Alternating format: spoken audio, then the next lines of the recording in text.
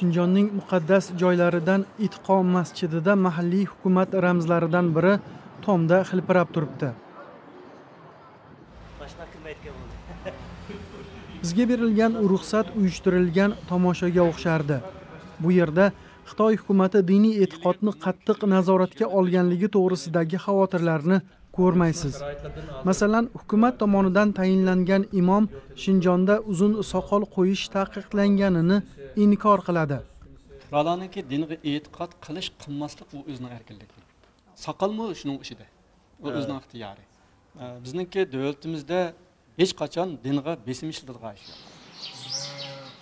Rasmiy hamkorlarimizdan bir amallab xoli bo'lganimizda eshiklariga qulf osilgan va kimsasiz uylarda islomiy an'ana hamda e'tiqodning ta'qib etilayotganiga aniq dalillarni ko'rdik. Oqqa qora qilib, shu qishloqda yashovchi odamlarga ayrim diniy amallarning taqiqlangani haqida yozib qo'yishgan. Mana bu yerda 10-punktda yoshlarning uzun soqol qo'yishi mumkin emas deb yozilgan. Uylarga yaqin joyda Shinjonning qayta tarbiyalash markazlaridan biri bor ekan. 100 minglab Uyg'ur, Qozoq va boshqa musulmon etnik ozchiliklar ularning ichida ko'zdan g'oyib bo'lgan. Mintaqa bo'ylab qurilgan mana bu masjidlar buzilgan va buzilmoqda.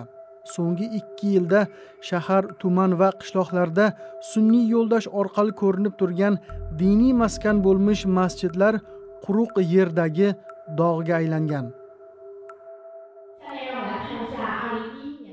Xitoy Shinjondagi siyosati yillar bo'yi davom etgan bo'lguncha harakatlarga munosib javob ekanligini mana bu ko'rgazmada ko'rsatishga harakat qiladi. Biroq bu siyosatning oqibatini Keriya shahrida mustaqil ravishda tasvirga olishga borayotganimizda qiyinchilikka duch keldik.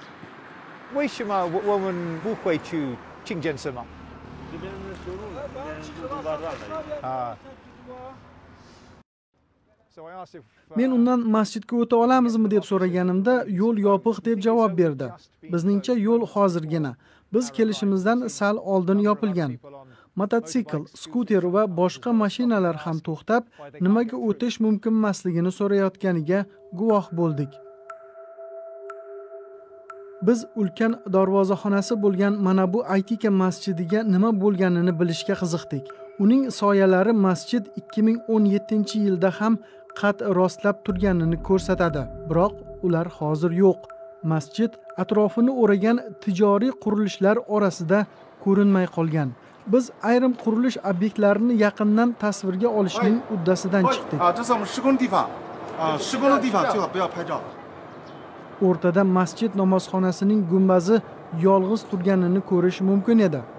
Biroq mana bu ekskavator bir vaqtlar masjid darvozaxonasi bo'lgan yerda turardi. Masjid yonidagi an'anaviy Uyg'ur mahallalari ham yer yuzidan supurib tashlangan. 2 yil oldingi tasvirlarda eski uylarni ko'rish mumkin edi. Bir necha oydan so'ng barcha binolar yo'qolib qolgan. Mana bu bir parcha yer zamonaviy Xitoyni oldinga intiltirayotgan ikki kuch, siyosiy barqarorlik va iqtisodiy rivojlanishni o'zida aks ettiradi. Bu mahallalarda kambag'allar yashagani shubhasiz. Biroq bu mahallalarni buzish, u yerlarda yashaganlarning diniy e'tiqodini bostirish va 100 minglab odamni qayta tarbiyalashga yuborish orqali bo'lmoqda. Xavotirli tomoni shuki, butun tarix va madaniyat yo'q qilinmoqda. 2015-yilda Itqon masjidiga namoz o'qish uchun kelayotgan odamlarni tasvirga olgandik. Soqollar yaqqol ko'zga tashlanardi. 4 yildan so'ng yuzlar qirib tozalangandi. Namozdan oldingi holat esa mana bu edi. Ichkarida 4-5 odam jimgina namozini o'qiyapti. Biz ko'rib turgan narsa Xitoy hukumati bu mintaqada islomni bo'g'ayotganiga dalil bo'lmaydimi? Ilgari haqiqatan ko'pdi. Nima uchun ko'pdi desa, u vaqtida hamda bunda ish o'rnidan ta'minlaydigan ish yo'q. Endi xalqlarning turmushi namorat, o'ttir yoshliklar ish emgak bilan va tijorat bilan, hunar kasb bilan shug'ullanyapti. Shunda bo'lgandan keyin kunduzi ular tijorat qiladi yoki hunar kasb yoki xizmat qilganlik uchun bu yerga namoz o'qiydigan vaqti yo'q. Yaqingacha bu joy ixlosimand jamoaning urib turgan yuragi edi. Bugun esa bu yerda deyarli hech kim yo'q.